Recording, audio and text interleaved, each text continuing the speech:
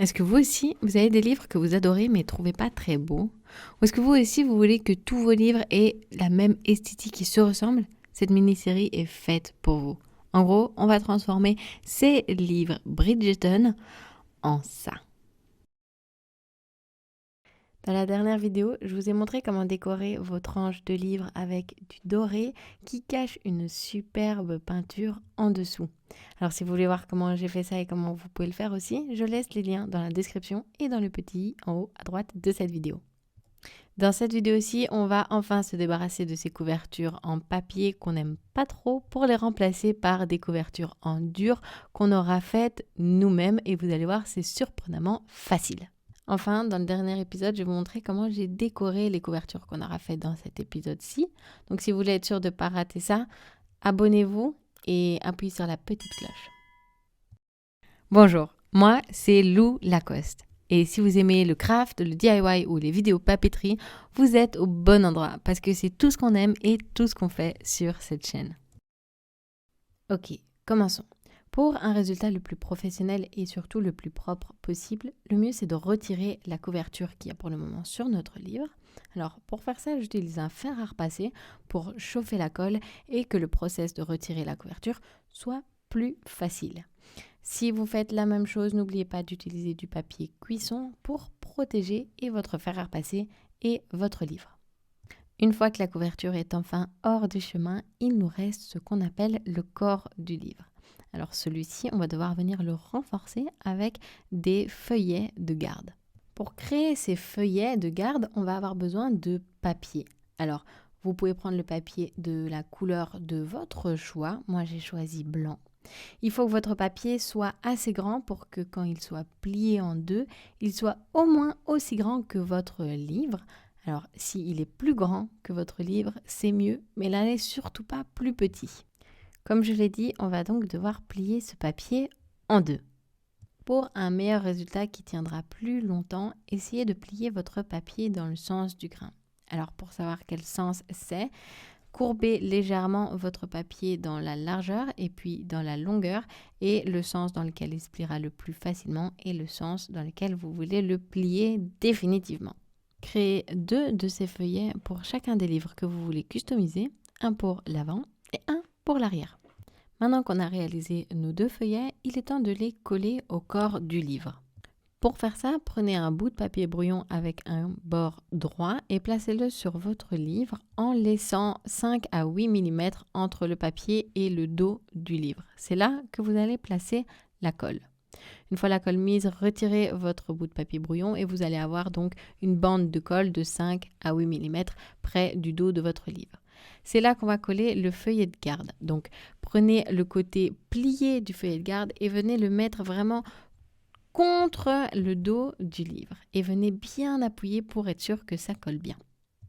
Ensuite, munissez-vous d'un cutter, retournez votre livre et coupez l'excédent de papier, donc ce qui dépasse de votre livre en vous aidant du bord de celui-ci.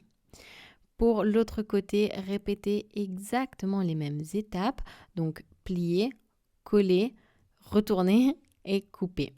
Pour être sûr que ça tienne bien, on va placer donc le corps du livre avec les feuillets collés dans la presse pour au moins 1 heure. Bien, maintenant, c'est le dos du livre qu'on va vouloir venir renforcer. Alors, pour faire ça, j'ai coupé un bout de tissu assez fin que je vais placer sur le dos du livre. Si vous n'avez pas de tissu, vous pouvez toujours utiliser du papier, mais je conseille sincèrement d'utiliser du tissu. Et si vous n'en avez pas un beau, c'est pas grave du tout, on va pas le voir. Donc, collez-le sur le dos du livre, pas le vôtre, et au-dessus des feuillets de garde. Et puis, laissez la colle sécher. Pendant ce temps, on va s'occuper de la nouvelle couverture. Alors pour ça, on va mesurer le corps du livre dans sa hauteur, largeur et épaisseur. Sur un carton d'au moins 3 mm d'épaisseur, on va venir marquer 3 rectangles. Un pour la couverture avant, un pour le dos du livre et un pour la couverture arrière. Pour les 2 couvertures avant et arrière, la largeur doit être la même que notre livre et pour la hauteur, on veut y rajouter 8 mm.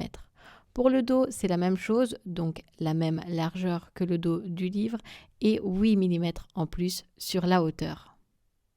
Ça, c'est pour la couverture. J'ai également coupé 2 languettes de 3 mm d'épaisseur chacune pour m'aider pour la prochaine étape qui est de scotcher la structure de la couverture.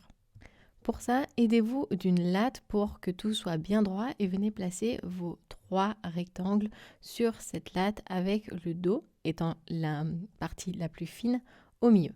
Entre chacun de ces rectangles, on veut avoir un espace de 3 mm et c'est là que je vais utiliser les 2 languettes que j'ai créées. Donc venez les placer, serrez tout bien et délicatement, sans bouger le reste, venez retirer les languettes et scotcher les 3 rectangles qui restent ensemble. Donc là, on vient de créer le squelette de notre couverture, donc déjà félicitations.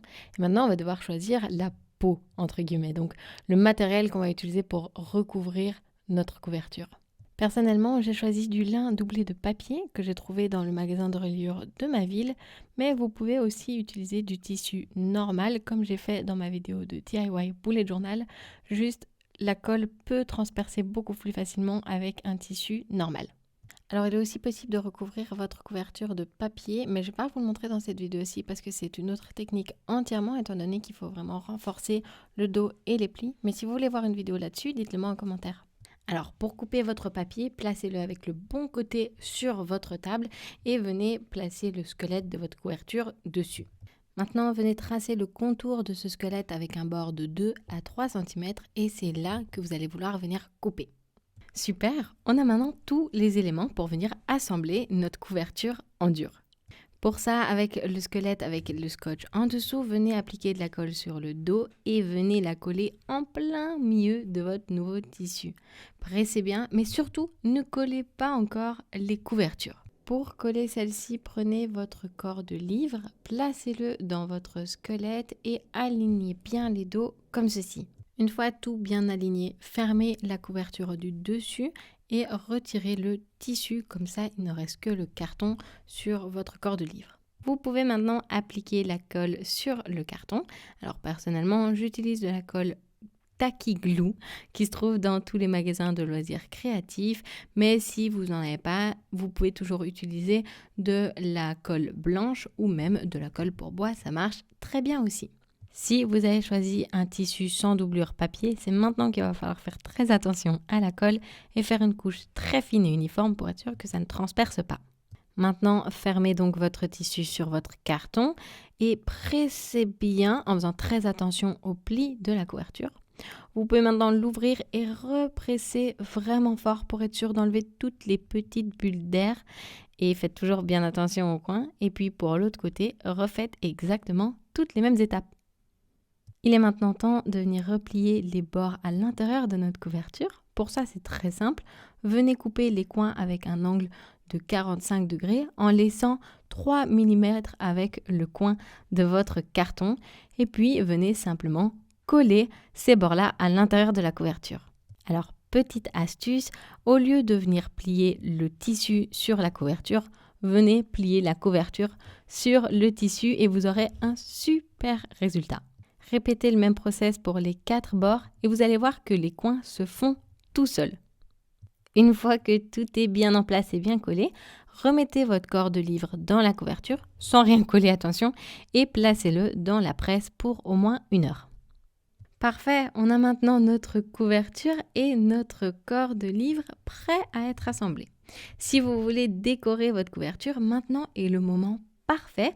Je vous montre comment j'ai décoré les miennes dans le prochain épisode. Bien, pour attacher notre couverture avec notre corps de livre, rien n'est plus facile. Donc placez le corps de livre dans la couverture et checkez 1000 fois s'il le faut que tout soit dans le bon sens. Une fois que vous êtes 100% sûr, tapotez votre livre sur le dos, comme ça il s'aligne bien. Alignez-le bien au centre aussi, entre le haut et le bas. Et venez placer une feuille de brouillon sous votre première feuille de garde. Venez maintenant appliquer de la colle sur toute cette feuille de garde, sauf sur le premier centimètre au bord du dos. C'est très très important de laisser celui-ci sans colle, sinon votre livre ne s'ouvrira tout simplement pas bien à plat. Il est aussi très important de venir bien étaler la colle jusqu'au bord. Donc venez même dépasser sur votre feuille de brouillon pour être sûr que ça aille bien partout, sauf sur le centimètre du dos, je vous le rappelle. Et puis remplacez votre feuille de brouillon avec une feuille propre et venez simplement refermer votre couverture sur votre livre. Laissez bien la feuille de brouillon à l'intérieur du livre, comme ça elle peut absorber toute l'humidité de la colle et répétez toutes les mêmes étapes pour l'autre côté. Alors ça y est, vous avez votre livre. Je sais que ça va être très dur de ne pas jouer avec tout de suite, mais il est très important de le placer dans la presse pour au moins 3 heures. C'est mieux de le laisser toute la nuit, mais je sais que c'est très dur d'attendre. Et tada! Un presque tout nouveau livre avec en tout cas une toute nouvelle couverture faite maison. Bien, merci beaucoup d'avoir regardé cette vidéo jusque maintenant, ça me fait énormément plaisir. Si vous voulez savoir comment j'ai réalisé la tranche avec une dorure qui cache une peinture ou si vous voulez savoir comment j'ai réalisé la décoration des couvertures qu'on a faites dans cette vidéo aussi, les liens sont dans la description ou dans le petit i. Allez, ciao ciao!